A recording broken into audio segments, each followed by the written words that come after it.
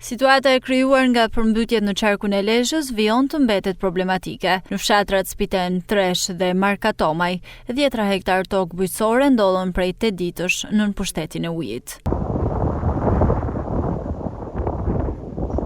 Në fshatin Spiten, Gjergj Doçi është një prej banorëve më të prekur. Ai thotë se përmbytja ka ardhur në mënyrë të menjëhershme, duke shkaktuar dëme të konsiderueshme në bujqësi dhe blegtori, ndërsa gjatë 24 orëve të fundit niveli i ujit është rritur sërish.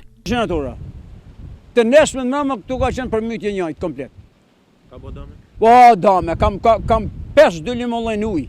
Sa kam pa fillu veljen ke 4 dylim me gjynë si kam poshtë njëjtë nalt. Sa kam pa fillu veljen, më zonë shiu, e në preva dhe krejt janë në ujë. Pa blegtoria shefe që sham ka ngell një kësull, tjetën e aprish krejt, me zitu e kam hevë. Sha kam hek, shesa grasht ka ngell janë, që si kam hek kavalet me gjallin në ujë. Kam hitu hek. Më mërë këtu shkaras me pyt njeri, mërë bursa ini në ujë, asini në ujë, ini në terta, sha ka nodha, si ka detyrim. Doçi, i cili ka rreth 5 hektar tokë bujqësore në ujë, shprehet se përmbytje të tilla nuk janë parë prej dekadash në këtë zonë. Është 92-shin, si ka ndodhë përmbytja ma dhe kjo përmbytje nuk është fashma. Ka rashi, ka ardhuj, po ka hik, po këtu tash nuk zdi se pse kjo. Ne na vinë zarfat me pagu taksat.